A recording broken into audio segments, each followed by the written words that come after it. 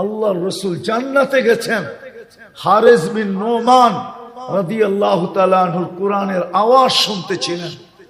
আল্লাহর রাসূল জিবরিল আলাইহিস সালামকে জিজ্ঞাসা করতেছেন, জিবরিল, হারিসকে তো দুনিয়ায় রেখা চলে আসলাম, এই রাত্রেই তো আসলাম, এখনো তো রাত্র, হারিস এখানে আসলো কি করে? বলছে, আপনি আজকে শুনলেন? আমরা তো ডেলি হারিসের কোরআন শুনি, রাত্র না। হারিস তাহাজ্জুদে কোরআন পড়তেছে, আমরা জান্নাতে বসে ডেলি শুনি, আজকেও শুনতেছি, আপনিও শুনেন। বলে, হারিস এত বড় মর্যাদা পাইল কি করে? মার সেবা করে, আর কিচ্ছু না। দেখি যুবকদের দিলে লাগে কিনা, মা বাবার ব্যাপারে লাগে কিনা। ওয়াইস কারনির নাম শুনছেন?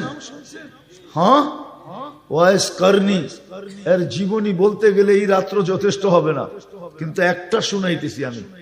যখন উনি জান্নাতের গেটে পৌঁছবেন তো সবাইকে আল্লাহ ঢুকতে দিবে, কিন্তু অবেশকে দাঁড় করায় দিবে। অবেশকে বলবে, অবেশ তুমি দাঁড়াও, ঢুকো না। উনাকে অফ করে দিবে, তো উনার কলিজা শুকায় যাবে। চলে তো আসলাম পুলসিরাত পার হইয়া, বিলকুল গেটে আমাকে থামায় দিল কেন? আল্লাহ বলবে, অবেশ দুজকের দিকে ঘোরো, কলিজা আরো শুকায় যাবে। যখন দুজকের দিকে ঘুরবেন তো আল্লাহ বলবেন, অবেশ আজকে মার সেবার বদলা আমি তোমাকে দিতে চাই। জান্নাত এবং জাহান্নামী সবার সামনে সবাইকে দেখায়া দিতে চাই। আজকে তুমি যাও দুজকে 4 আঙ্গুল উপরে আঙ্গুলে ইশারা করবে, ওকে আমি দুজক থেকে বাহির করে জান্নাতে দিব।